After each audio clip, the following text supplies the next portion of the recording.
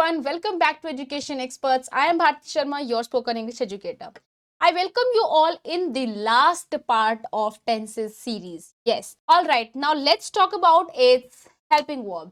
तो इसकी अगर helping verb की मैं बात करूं, will, shall. देखिए पूरी फ्यूचर की स्टार्टिंग से मैंने बताया था आपको हर एक वीडियो में हम एक ही चीज का यूज करेंगे, that is will and shall, right? इसके बाद हम यूज करते हैं have, been, V1 and ing. देखिए हैव क्यों परफेक्ट है, कंटिन्यूअस क्यों, कंटिन्यूअस के लिए हमें आईएनजी लगाना ही लगाना है. फ्यूचर परफेक्ट कंटिन्यूअस की जब भी बात आती थी तो हम यूज करते थे बीन, यहाँ पे V1 आएगा, इतना ध्यान रखना है आपने. चलिए आइडेंटिफिकेशन जान लेते हैं. आइडेंटिफिकेशन जब भी कभी आएगा, से रहा होगा, से रही होगी, वो 5 बजे से पढ़ रहा होगा, ठीक है, वो कल से पढ़ेगा, से कल से पढ़ रहा होगा, ठीक है. इस तरीके से जब हम बात करते हैं से तक रहा होगा या रहे होंगे, तो हम यूज करते हैं फ्यूचर परफेक्ट कंटिन्यूअस टेंस का. चलिए अब इसके यूजेस को जान लेते हैं. ऑल्सो इसमें भी आएगा सिंस और फॉर, ये बहुत ऑब्वियस सी बात हो चुकी है क्योंकि आपने प्रेजेंट परफेक्ट कंटिन्यूअस में भी देखा था एंड पास्ट परफेक्ट कंटिन्यूअस में भी देखा था. दोनों में ही आपके आते हैं क्या, सिंस और फॉर. क्लियर. चलिए अब आगे बढ़ते हैं. The future perfect continuous is a verb or construction used to describe actions that will continue up until a point in the future. नहीं आया समझ, दोबारा पढ़ते हैं. इसमें बेसिकली क्या बोला है, फ्यूचर परफेक्ट कंटिन्यूअस एक ऐसी वर्ब फॉर्म है, एक ऐसी कंस्ट्रक्शन है जो डिस्क्राइब करती है ऐसे एक्शंस को जो एक कंटिन्यू होंगे एक गिवन टाइम तक, वहां तक जब वो कंटिन्यू होंगे तो हम यूज करेंगे फ्यूचर परफेक्ट कंटिन्यूअस. जैसे मैंने बोला, we will have been living in this house for 10 years by next month. अब यहाँ पे एक पर्टिकुलर पॉइंट की मैंने बात कर ली, राइट? एक पर्टिकुलर पॉइंट मैंने आपको दे दिया, इस पॉइंट तक हम इस घर में, मतलब मैंने आपको टाइम दे दिया कि बाय नेक्स्ट मंथ, अगले महीने हमें इस घर में पूरे 10 साल हो जाएंगे. तो अगले महीने होंगे ना, वो अभी नहीं हुए हैं. मैंने आपको पर्टिकुलर टाइम बता दिया कि ना 14 अप्रैल 2023 को हमारा जो है, मतलब अभी मार्च चल रहा है फॉर एग्जाम्पल, तो अगर मैंने बोला 14 अप्रैल यानी कि नेक्स्ट मंथ, तो हमें इस घर में पूरे के पूरे 10 साल हो. तो this is how you gonna use. Next one is I will have been studying for a few hours when you get here. जब तुम यहाँ आओगे तब तक मैं यहाँ कुछ घंटों के लिए पढ़ चुका. So this is how you're going to use. This is the only use for future perfect continuous. Now let's get started and start with the affirmative sentence structure. चलिए सबसे पहले बात करते हैं हम अफर्मेटिव की. मैंने आपको ऑलरेडी स्ट्रक्चर स्टार्टिंग में ही बता दिया था जब मैंने आपको बताया था कि कौन सी हेल्पिंग हम यूज करेंगे, ठीक है. तो subject will, shall, have, been, V1, ing, since और ing, ऑब्जेक्ट एंड सिंस और for. This is how you going to create it. थोड़ा डिफिकल्ट लगेगा स्टार्टिंग में, but when you get habitual with that, when you try to make your own sentences through this structure, at that time you are definitely going to remember all of the sentences. Clear? सबसे पहले example लेते हैं. मैंने बोला वह 2 घंटे से संगीत सुन रहा होगा, ठीक है. वह मतलब कौन हो गया, he, राइट. he will. शैल का आपको मैंने पहले ही क्लियर करा हुआ है, शैल कहाँ आता है, आई और वी के साथ, उसको भी साइड पे कर देते, ठीक है. तो आ गया he will, क्योंकि सेंटेंस में आगे क्या है, स्ट्रक्चर में क्या है, हैव है, सो he will have. अब आगे क्या है, been, so he will have been. Listening क्या कर रहा होगा, सुन रहा होगा, लिसनिंग म्यूजिक, क्या सुन रहा होगा, म्यूजिक सुन रहा होगा. कब से, 2 घंटे. सिंस और फॉर भी मैंने आपको ऑलरेडी समझाया था, कहाँ पे सिंस का यूज करते हैं, कहाँ पे फॉर का यूज करते हैं. ये भी मैंने आपको बहुत क्लियरली समझाया था. एक छोटी सी बात से दोबारा रिवाइज कर लेते हैं.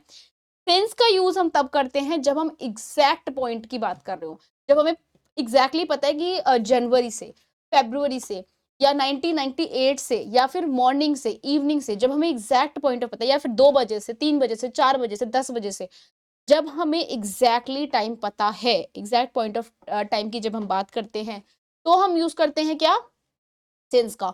लेकिन जब हम बात करते हैं पीरियड ऑफ टाइम की, मतलब हमें एग्जैक्ट टाइम पीरियड नहीं पता, मतलब कब की बात करें, मैंने बोला 2 आवर्स, तो कौन से 2 आवर्स नहीं पता आपको, लेकिन मैंने बोला 2 आवर्स, मैंने आपको टाइम पीरियड दे दिया, तो वो जब हम टाइम पीरियड की बात करेंगे तो हम यूज करेंगे किसका, फॉर का, ठीक है. तो exact point of time since, और अगर पीरियड की बात करेंगे तो हम यूज करेंगे फॉर का.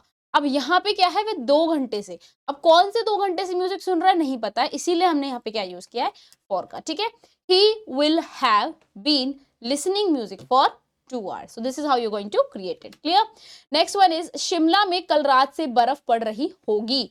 It will have been snowing in Shimla since last night. अब हमें एग्जैक्टली पता है कल रात की बात कर रहे हैं हम, लास्ट नाइट, तो इसीलिए मैंने लगाया यहाँ पे सिंस. अगर अभी भी सिंस और फॉर से रिलेटेड कोई भी डाउट हो, वापस मेरी टेंस की वीडियोस को देख लीजिएगा. अगर आप डायरेक्टली यहीं से देख रहे हो तो I would request you to start it from the beginning itself, so that every doubt of yours will get clear if you are going to see all of my videos from the start, from the beginning. Clear? तो वहां से आपको बहुत अच्छे समझ में आ रहेगा. Since और फॉर मैंने आपको पूरा डिटेल में प्रेजेंट में भी समझाया था, पास्ट में भी. यहाँ मैंने उसका प्रॉपर टेबल नहीं बताया है बिकॉज अब एक ही चीज बार बार कराने से फायदा नहीं है, राइट? तो अगर कोई भी डाउट रहता है अभी भी सिंस और फॉर को लेकर नहीं समझ में आता है, so go back to in that videos and see all of those video. Clear? Alright. It will have been snowing in Shimla since last night. Next one is मैं ये किताब 3 दिन से लिख रहा हूँगा. I, क्योंकि मैंने आपको बताया था shall हम कहाँ यूज करते हैं, I and we के, तो I के साथ हमने यहाँ लगा दिया shall. इसके बाद have ले लिया हमने स्ट्रक्चर से, been ले लिया हमने स्ट्रक्चर से. लिखने की इंग्लिश होती है राइट, तो V1 आ गया, प्लस में ing आता है तो राइटिंग हो गया वो. ऑब्जेक्ट ले लिया हमने, दिस बुक कब से लिख रहा हूँ, 3 दिन से. कौन से 3 दिन से इसलिए नहीं पता, इसीलिए हमने क्या लगा दिया यहाँ पे, for. I shall have been writing this book for 3 days. See, this is that simple. You can also make it, it's nothing science or anything else, right? It's just a language, so take it easy. You can definitely gonna remember it. Last but not least is मेरा भाई 1 घंटे से व्यायाम कर रहा होगा. मेरा भाई कौन? My brother. My brother will, because my brother is a singular form, that is why we are using will with that. My brother will have been talking as exercise for an hour. So this is how you're going to create this sentence. I hope this is clear for you. Now let's move forward for negative. All right, now let's understand another one which says about मेरा भाई 1 घंटे से व्यायाम कर रहा होगा. व्यायाम मतलब एक्सरसाइज करना, ठीक है? मेरा भाई, my brother will. अगेन आपने सेंटेंस से ले लिया have been, ठीक है? have been को ले लिया. अब आपने एक्सरसाइज करना है. एक्सरसाइज हमारा मेन वर्ब हो गया, उसके साथ हमने लगा दिया ing. My brother will be exercising. अब 1 घंटे से कर रहा होगा. कौन से 1 घंटे से कर रहा होगा नहीं पता है, इसीलिए हमने क्या लगा दी यहाँ पे, फॉर. तो my brother will have been exercising for an. This is how you are going to create. चलिए अब आगे बढ़ते हैं, अब समझते हैं नेगेटिव को. All right, now let's start it with negative. Negative में कुछ नहीं रहेगा, पूरा स्ट्रक्चर फिर से सेम रहेगा. आपने सिर्फ और सिर्फ नॉट को ऐड करना है after the helping verb.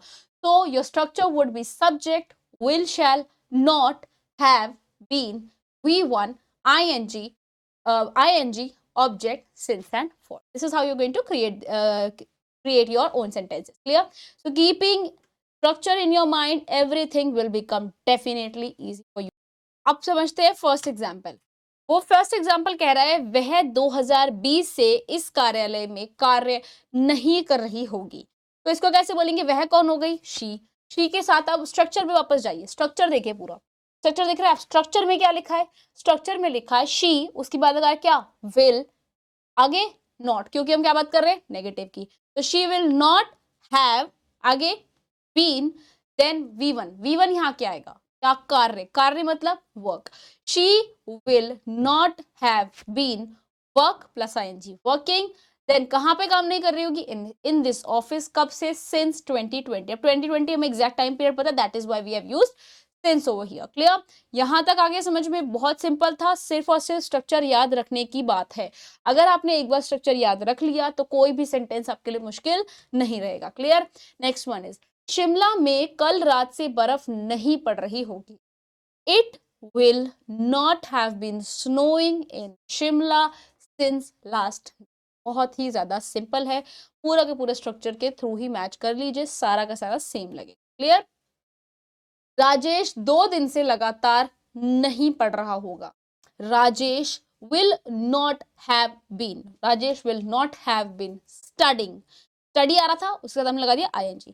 Rajesh will not have been studying continuously for 2 days. Clear? This is how you're gonna create. Next, last but not least is मेरा भाई 1 घंटे से व्यायाम नहीं कर रहा होगा. My brother will not have been exercising for an hour. ठीक है? पूरा का पूरा स्ट्रक्चर देख लीजिए, उसको याद रख लीजिए. सेंटेंसेस बनाने बहुत ही ज्यादा आसान हो जाएंगे. और कोशिश कीजिए जितना ज्यादा हो सके आप अपने खुद के भी सेंटेंसेस बनाएं और उन्हें स्ट्रक्चर के साथ साथ बनाने की कोशिश करें। क्लियर? चलिए आगे बढ़ते हैं, अब समझते हैं इंट्रोगेटिव। इंट्रोगेटिव में अगेन सिर्फ और सिर्फ हेल्पिंग वर्ब को सब्जेक्ट से पहले लाना है, ठीक है। Will, shall, subject, have, been, V1, ing, object, since, for, question mark. ठीक, मुझे भी पूरा का पूरा लर्न हो चुका। क्यों? क्योंकि I have read this a lot of times, I have practice this a lot of times, so that is why I also remember the full structure. Clear? चलिए, क्या वह 2 घंटे से संगीत सुन रहा होगा? क्या वह 2 घंटे संगीत सुन रहा होगा? Will he have been listening music for 2 hours? Next one is, क्या शिमला में कल रात से बर्फ नहीं पड़ रही होगी? सॉरी, क्या कल रात के नेक्स्ट वन इज, क्या शिमला में कल रात से बर्फ पड़ रही होगी? Will it have been snowing in Shimla since last night? क्या राजेश 2 दिन से ये किताब पढ़ रहा होगा? Will Rajesh have been reading this book since 2 days? Last, क्या मेरा भाई 1 घंटे से व्यायाम कर रहा होगा? Will my brother have been exercising for an hour? This is how you are to say all the sentences, keeping the structure in your mind, also focusing upon the expressions as well. Last but not least is interrogative negative.